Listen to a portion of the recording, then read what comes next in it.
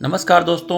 आज मैं आप लोगों के लिए एक प्रेरणादायक कहानी भिखारी से व्यापारी बनने की कहानी लेकर आया हूँ। एक था भिखारी। वह रेल सफ़र में भीख मांगने के दौरान एक सूट बूट पहने सेठ जी को देखा। उसने सोचा कि यह व्यक्ति बहुत अमीर लगता है, इससे भीख मांगने पर मुझे जरूर अच्छे पैसे मिलेगा। वह उस सेठ के पास गया और भीख मांगी। भिखारी को देखकर उस सेठ ने कहा, तुम हमेशा भीख मांगते हो, क्या कभी किसी को कुछ देते भी हो? भिखारी बोला, साहब मैं तो भिखारी हूँ, हमेशा लोगों से मांगता ही रहता हूँ, मेरी इतनी औकात कहाँ है कि किसी को कुछ दे सकूं। सेठ जी बोला, जब किसी को कुछ दे नहीं सकते हो तो तुम्हें मांगने का भी कोई हक नहीं है।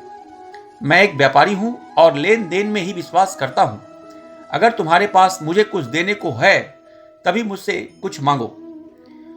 तभी वह स्टेशन आ गया जहां उस सेठ को उतरना था। वह ट्रेन से उतरकर चला गया।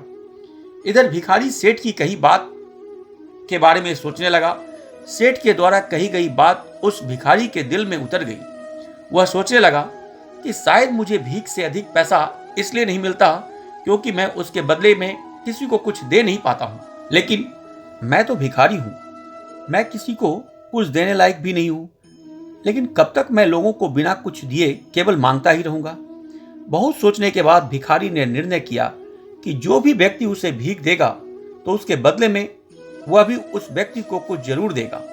लेकिन अब उसके दिमाग में यह प्रश्न चल रहा था कि वह खुद भिखारी है तो भीख के बदले में वह दूसरों को क्या दे सकता है।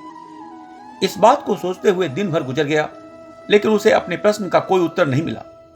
दूसरे दिन जब वह स्टेशन के पास बैठा हुआ था तभी उसकी नजर कुछ फूलों पर पड़ी जो स्टेशन के आसपास के पौधों में खिल रहे थे। उसने सोचा, क्यों न मैं लोगों को भीख के बदले कुछ फूल दे दिया करूं। उसको अपना यह विचार अच्छा लगा और उसने वहां से कुछ फूल तोड़ लिए। वह ट्रेन में भीख मांगने पहुंचा। जब भी कोई उसे भीख देता तो उसके बदले में वह भीख देने वाले को कुछ फूल दे देता। उन फूलों को लोग खुश होकर अपने पास रख लेते थे। अब भिखारी रोज फूल तोड़ता और भीख के बदले में उन फूलों को लोगों में बांट देता था। कुछ ही दिनों में उसने महसूस किया कि अब उसे अधिक लोग भीख देने लगे हैं। वह स्टेशन के पास के सभी फूलों को तोड़ लाता था। जब तक उसके पास फूल रहते थे तब तक उसे बहुत से लोग भीख देते थे। लेकिन जब फूल बांटते बांटते खत्म हो जाते तो उसे भीख भी नहीं मिलती थी। अब रोज ऐसा ही चलता रहा। एक दिन जब वह भीख मांग रहा था तो उसने देखा कि वही सेठ ट्रेन में बैठे हैं, जिसकी वजह से उसे भीख के बदले फूल देने की प्रेरणा मिली थी। वह तुरंत उस व्यक्ति के पास पहुंच गया और भीख मांगते हुए बोला, आज मेरे पास आपको देने के लिए कुछ फूल हैं, आप मुझे भीख दीजिए, बदले में मैं आपको कुछ फूल दूंगा। सेठ ने उसे भीख के रूप में कुछ पैसे दे दिए और भिखारी ने कुछ फूल उसे दे दिए। उस सेठ को यह बात बहुत पसंद आई। सेठ बोला, वाह क्या बात है, आज तुम भी मेरी तरह एक व्यापारी बन गए हो। इतना कहकर फूल लेकर वह सेठ स्टेशन पर उतर गया। लेकिन उस सेठ द्वारा कही गई बात एक बार फिर उस भिखारी के दिल में उतर गई। वह बार बार उस सेठ के द्वारा कही गई बात के बारे में सोचने लगा और बहुत खुश होने लगा। उसकी आंखें अब चमकने लगी। उसे लगने लगा कि अब उसके हाथ सफलता की एक चाबी लग गई है जिसके द्वारा वह अपने जीवन को बदल सकता है। वह तुरंत ट्रेन से नीचे उतरा और उत्साहित होकर बहुत तेज आवाज में ऊपर आसमान की ओर देखकर बोला, मैं भिखारी नहीं हूं, मैं तो एक व्यापारी हूं। मैं भी उस सेठ जैसा बन सकता हूं, मैं भी अमीर बन सकता हूं। लोगों ने उसे देखा तो सोचा कि शायद यह भिखारी पागल हो गया है। अगले दिन से वह भिखारी उस स्टेशन पर फिर कभी नहीं दिखाई दिया। एक वर्ष बाद इसी स्टेशन पर दो व्यक्ति सूट बूट पहने हुए यात्रा कर रहे थे।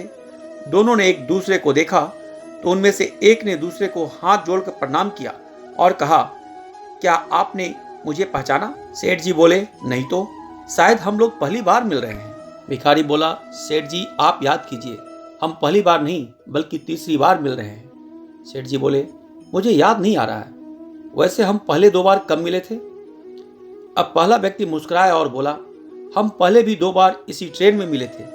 मैं वही भिखारी हूँ जिसको आपने पहली मुलाकात में बताया कि मुझे जीवन में क्या करना चाहिए। और दूसरी मुलाकात में बताया कि मैं वास्तव में कौन हूँ।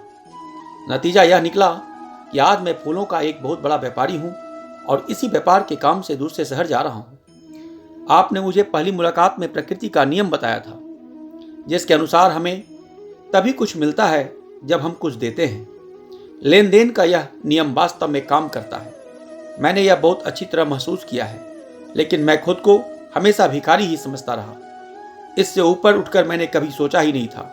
और जब आपसे मेरी दूसरी मुलाकात हुई तब आपने मुझे बताया कि मैं एक व्यापारी बन गया हूँ। अब मैं समझ चुका था कि मैं वास्तव में एक भिखारी नहीं बल्कि व्यापारी बन चुका हूँ। भिखारी ने स्वयं को जब तक भिखारी समझा वह भिखारी रहा। उसने स्वयं को व्यापारी मान लिया, व्यापारी बन गया। भारतीय मनीषियों ने संभवतः इसलिए स्वयं को जानने पर सबसे अधिक जोर दिया और फिर कहा, प्रेरणादायक एवं धार्मिक कहानियों को सुनते रहने के लिए मेरे इस चैनल को लाइक, शेयर और सब्सक्राइब करना न भूलें। धन्यवाद।